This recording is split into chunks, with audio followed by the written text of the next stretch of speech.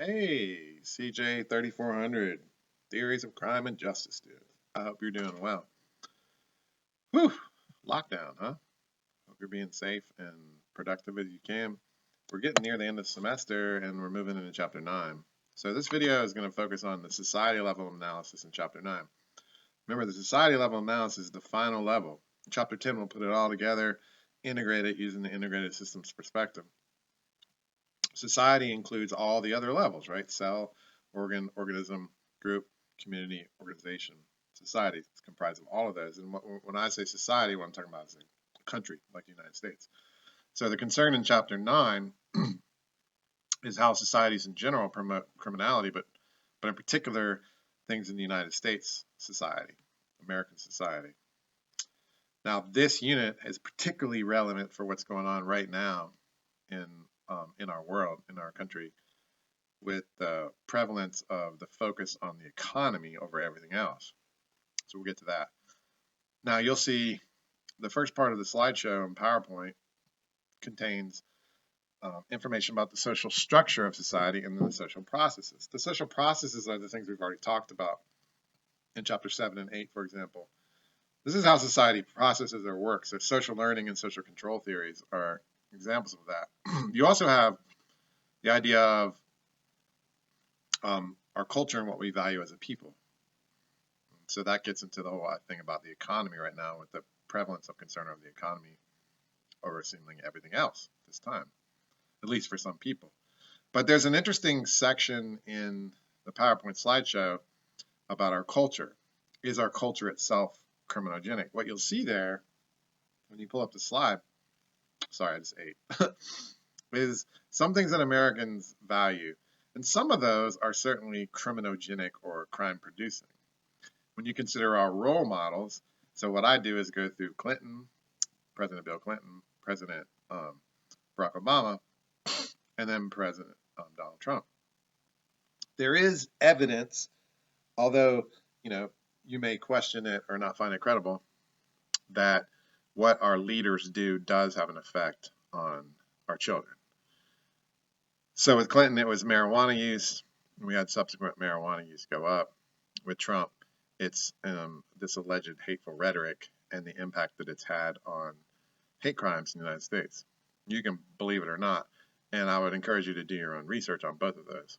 But the point is, social process theories argue that we learn in part from people we look up to and people we follow, like presidents, for example, just as one example. The social structure theories are the permanent main institutions in our society. So we have economic institutions like banks and Wall Street. We have political institutions like Congress and state legislatures, for example. We have educational institutions like schools. We have moral institutions, which include churches, mosques, synagogues, religious institutions. The social structure theories mainly focus on the imbalance between those institutions, with, in particular, the criminological and sociological theories say we have an imbalance in favor of the economy, which, again, we'll get back to. As you flip through the PowerPoint slideshow and read through chapter 9, it all starts with a theory called anomie theory. And anomie means normlessness or a lack of norms. But really what it means is a threat to our norms. Okay, so remember, we defined norms early in the semester. If you've had social deviance or abnormal psychology, you'll likely have heard of this term as well, maybe intro to sociology. A norm, again, is what's normal in society. It's expectations for how we're supposed to behave. So anomie is when those norms are threatened. So the things that normally control you, your beliefs and values that you hold dear that keep us all following the rules, are threatened by certain things. So consider a national, international pandemic of a virus. This puts us under unique strains and stresses and threatens our normal way of life. So the things we normally do, we literally can't do them anymore. This puts people under pressure and threatens our allegiance or adherence to those norms. So this term comes from a guy by the name of Emile Durkheim in the 1890s, a very famous French sociologist. And he said our collective conscience, the beliefs that we hold that we share are threatened during large economic changes. So imagine you're living in a small town where everyone knows their role in society, or you're living in a time in a country where everyone knows their role and has their own role, their own place, where they're confident and connected to society. Well, something like a thriving economy or a radical change in a small town or a national, international pandemic can change your role in society. So we have record numbers of unemployed people just overnight losing their jobs. 20 million people out of work for the first time, at least in my knowledge, in U.S. history, and certainly in my lifetime. Well, going to work now is not an option for a lot of people. So that whatever role going to work played in helping you provide for yourself and your family, and knowing your place in society, feeling connected to people, controlling your behavior, that's now gone. So these people are free to deviate. And what Emil Durkheim found was one of the ways we deviate is through suicide. Suicide is not a normal thing, right? So anomie can be considered a threat to how integrated or connected you are to society, but it's also a threat to how regulated or controlled you are by society. This is discussed in the PowerPoint slideshow. So you have a higher rate of suicide during conditions of anomie, where we're in a condition of anomie now with the pandemic. And in fact, if you look this up, you'll see there is some evidence, at least in some places, of rising levels of suicide, including intentional overdoses through drugs. This is, what we're seeing, unfortunately, now. Now, the question is, are crime rates higher in conditions of anomie? And there is some evidence in your book that this is true.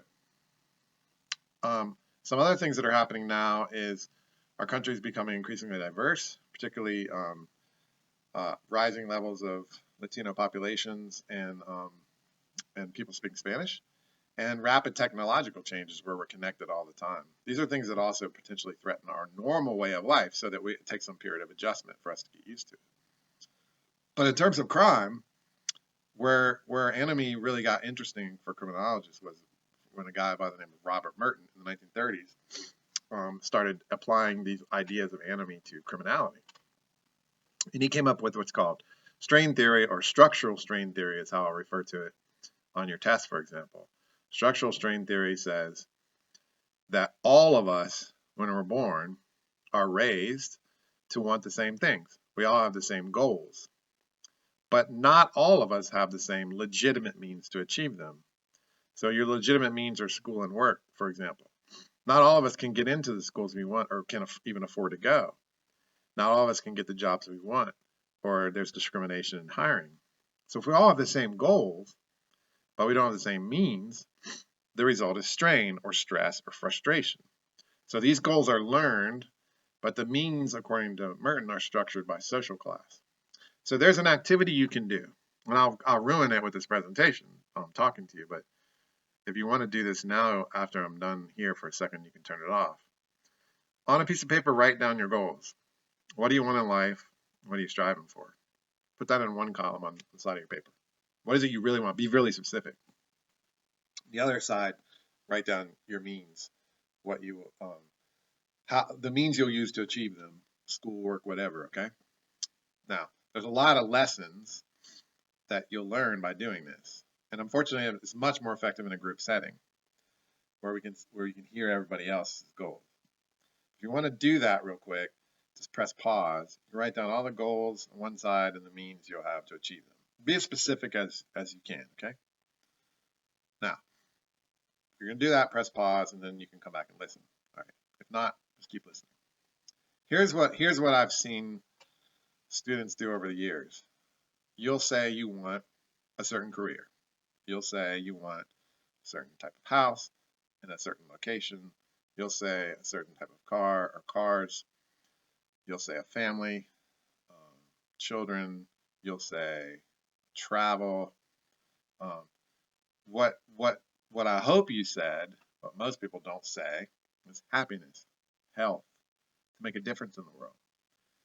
What you'll see if you look at your list is probably the majority of it relates to money.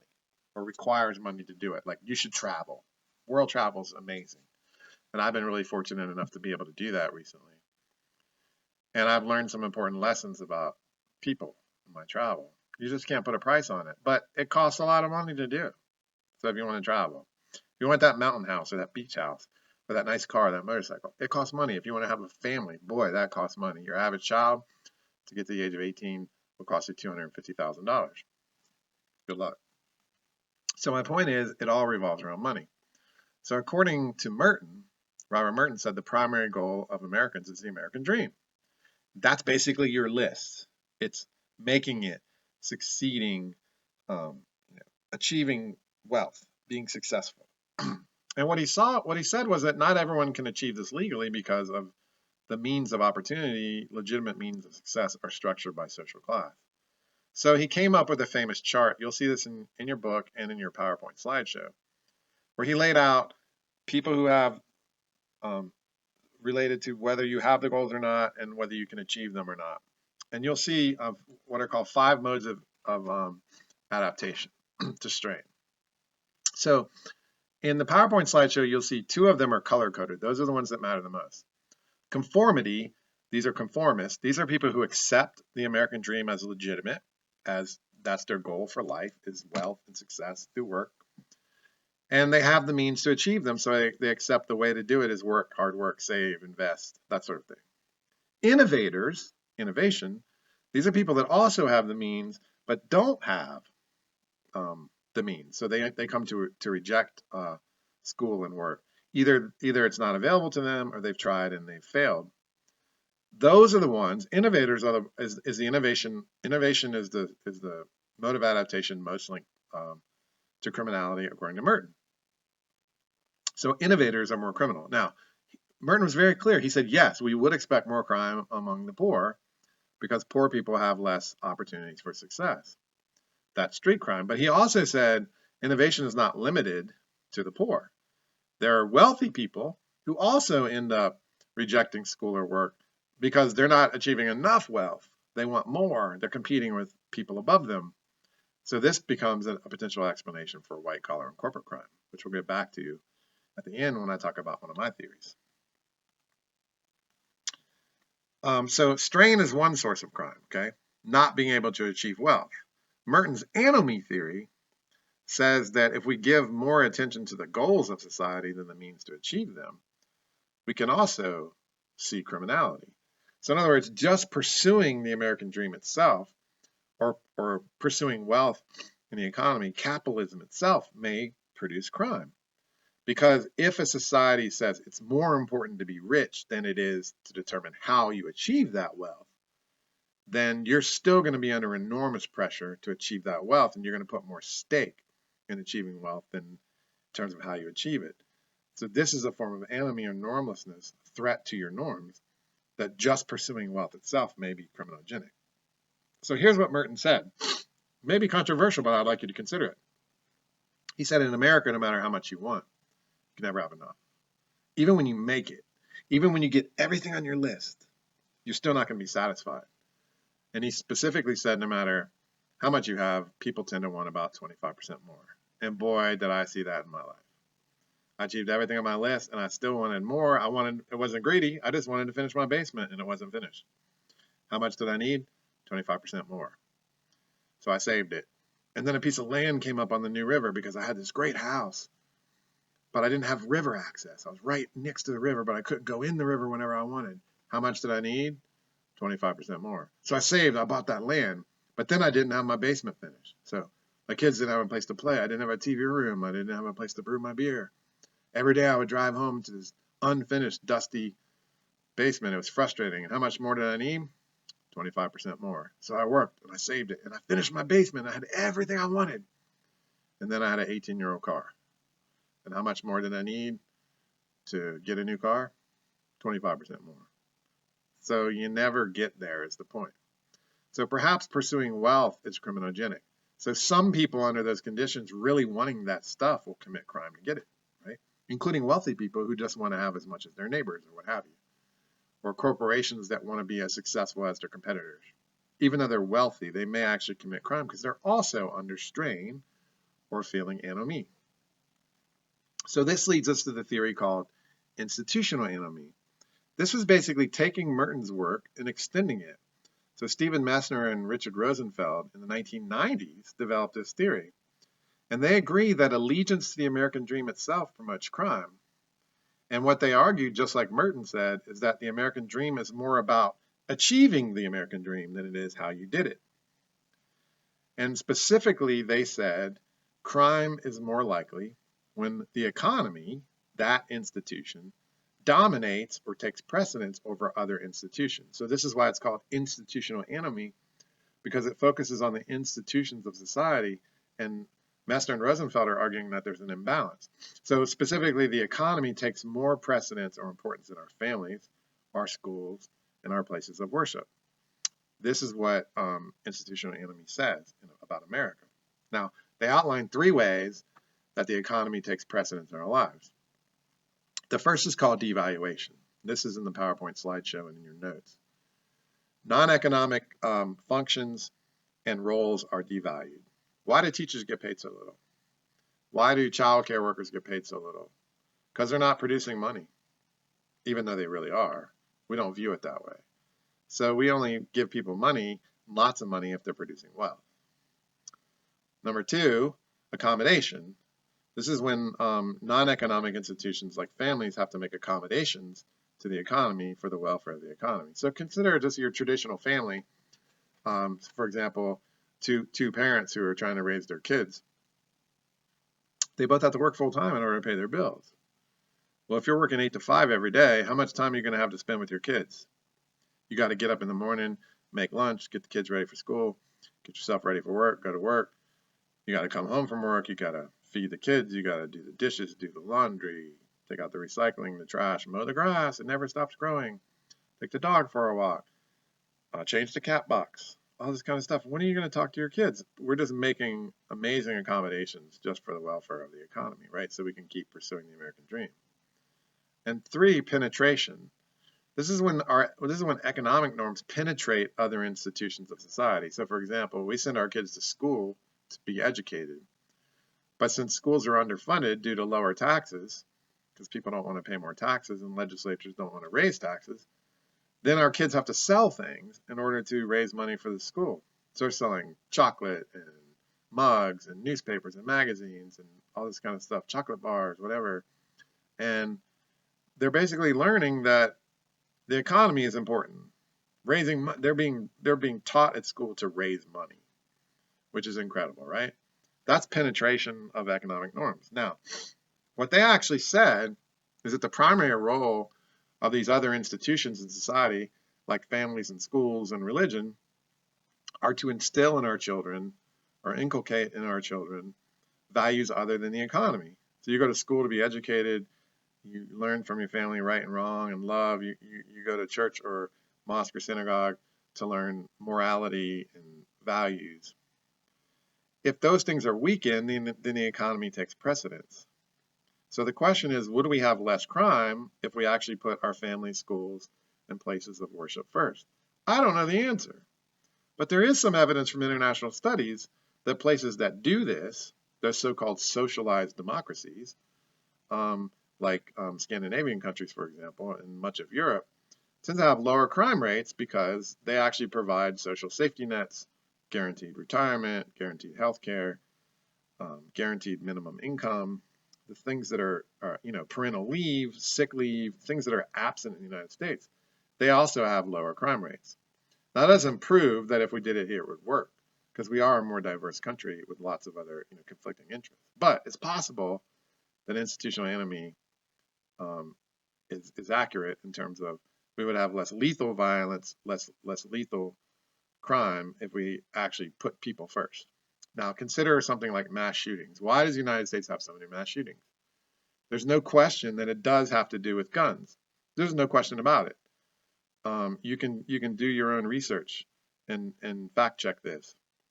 I'm not saying guns are the cause. Of course they're not. People are the ones that are firing them. The question is, why in the United States are people using their guns in the way that we're using them?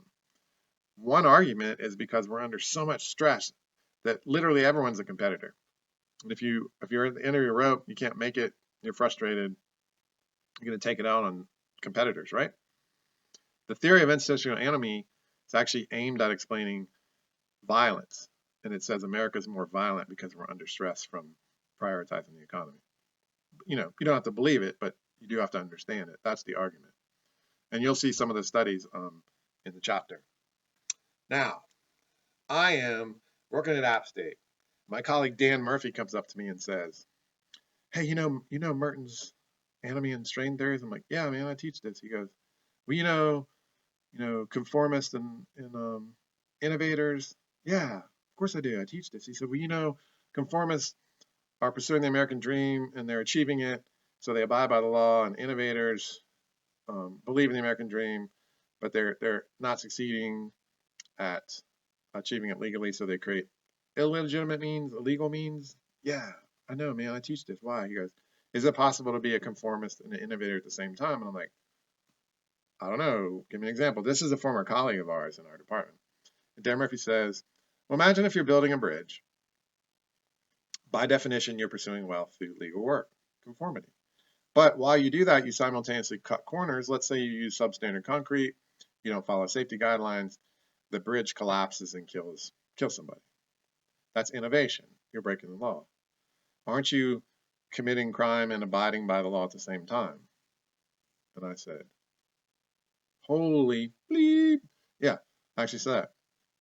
"We need to write this up. What do you call someone who abides by the law and breaks it at the same time?" He said, "A maximizer. They're maximizing wealth through any means possible." No one had ever written about this. So we developed a theory over the year or so called contextual enemy strain theory. And it's called contextual enemy strain theory because there's certain contexts where crime is more prevalent because people are being encouraged to be greedy more than in other contexts.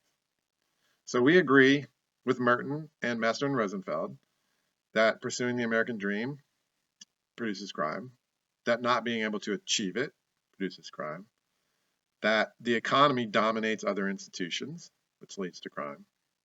What we added was the greed element. All of us are under pressure to be greedy. Now, greedy just means wanting more than you need. I think it's fair to say that you probably want more than you need. Well, that's the definition of greedy. All of us want more than we need. Think about the toilet paper shortage that we saw and that we've seen. How much toilet paper do you need?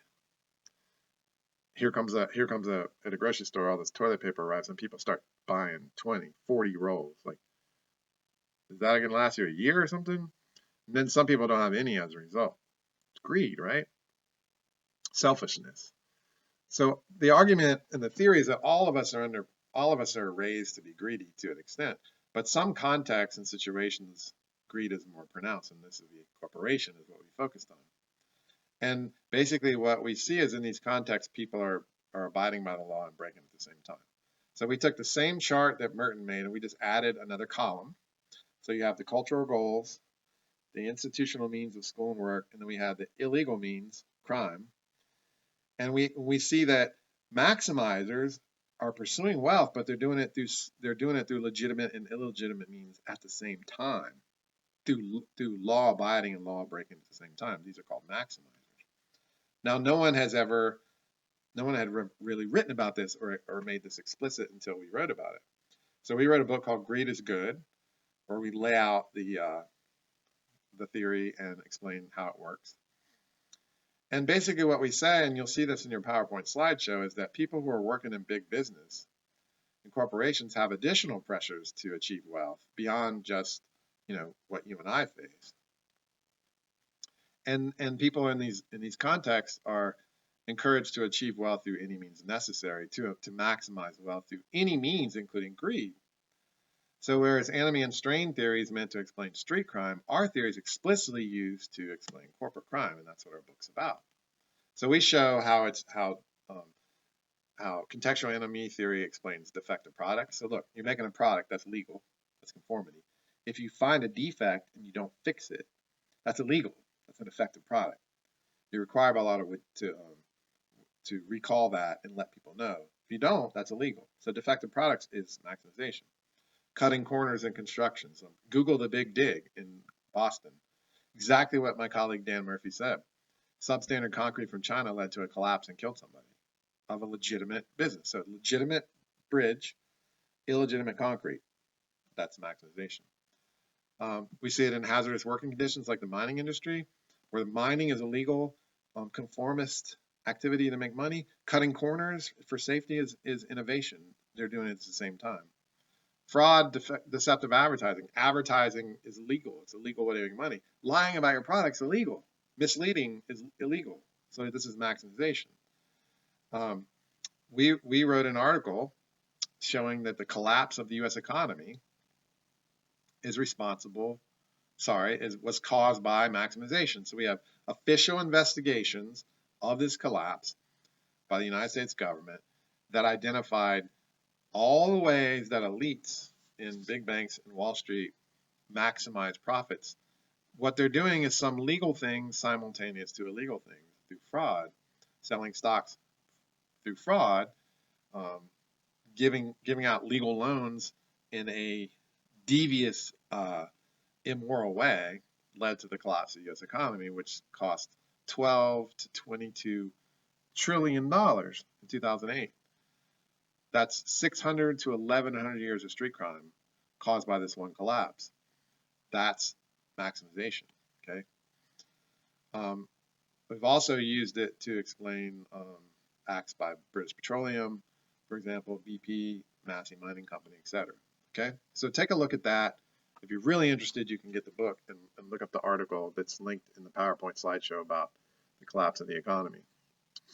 Now, finally, financial strain is not the only source of strain.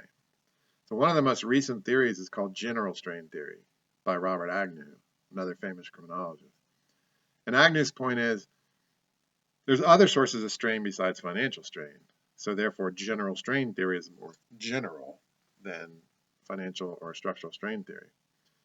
General strain theory says people feel strain or stress when a person is prevented from achieving any goal. So let's say you're trying to pass a class or pass a test and you don't. That's going to be stressful, right?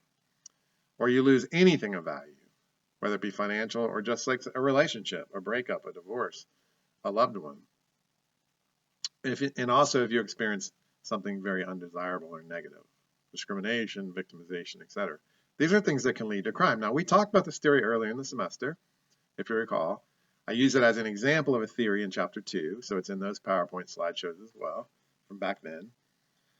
But the idea of general strain theory is that these negative experiences that we have, whatever they may be, often lead to negative emotions. Anger, guilt, fear, anxiety, depression, etc.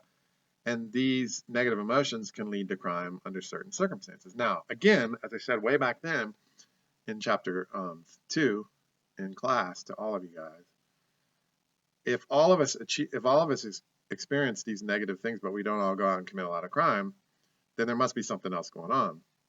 And again, what Agnew said is general strain is more likely to lead to crime under certain circumstances. When it's high in magnitude, it's very stressful. When it's difficult to correct through other means besides aggression, and especially when it's viewed as unfair or unjust. So the example I gave you was death. All of us lose people in our lives. It's very tragic. It's always tragic when someone that we love dies. I know some of you have experienced this, as have I. We expect our parents to die eventually. That's normal. They're supposed to die before us. So it's not often viewed as unjust or unfair. When a child dies, right? Apparently as a child, it's often viewed as very unjust. So that would be an example of something, unfair. Or having someone killed by a criminal act is very unfair and unjust. So that's his answer, that this is why certain things lead to crime. He also pointed out that anticipated strain can lead to crime, just thinking about something happening to you, through anxiety, and also vicarious strain, which is strain experienced by people close to you in your life, can also lead to criminality. Now, general strain theory is one of the most widely supported theories in our field. There's hundreds and hundreds and hundreds of studies now that show it's true. So this means that one crime prevention implication is simply making people's lives better, reducing their strain, reducing their stress, and therefore you'll get less negative emotions and less criminality. Something to think about, okay? The implications in terms of policy for anomie, strain, institutional anomie, and contextual strain and anomie theories that I mentioned first are making the economy work for us as opposed to just the wealthy, making people's financial lives better. Now, how you do that's complicated, I know. And I don't have all the answers, neither does anybody else necessarily. It's also up to policymakers to do that, which I'm not one, right? I'm a voter, that's about it, and an educator, but it's not up to me to make the change. I will say that I hope a lesson of this virus for you all is you've seen the reality of our economy. It doesn't work for the average person, does it? Almost everyone is one paycheck away from the streets. Suddenly you're out of work, no money, can't pay your bills, people getting evicted from their apartments through no fault of their own, people having to commit crime in order to feed their families. This is the reality of our economy for most people. And so the pandemic that we're under has exposed this, has laid bare the reality of the American economy for people to see. I don't know how many of you guys are seeing it. I don't know how many of our leaders are seeing it. There is some talk about it in the news. But our economy needs to be reformed. The stock market, by the way, is not the economy. It's a measure of what people think corporations are worth. Not everyone has stocks, right? Yes, unemployment was historically low, which is fantastic. But most of the people who were working were not necessarily satisfied or able to pay all their bills. And they certainly were not saving money or paying down their debt. This is the reality of our economy. So the crime prevention implications would be economic reform. What that looks like is up to you as a voter and up to us as a country. Now, the last part of the PowerPoint slideshow just goes through what we know about economic factors in crime. And it's much what I've already said. But flip through that and see if you have any questions for me. And then, when you're done reading Chapter 9, get in touch with me if you have any questions. I'm happy to explain anything to you that you like via email or a Zoom session, for example. So read Chapter 9, go through the PowerPoint slideshow, take notes, watch the videos, and if you have any questions, let me know. Keep well, keep safe, and we'll try to get through this together.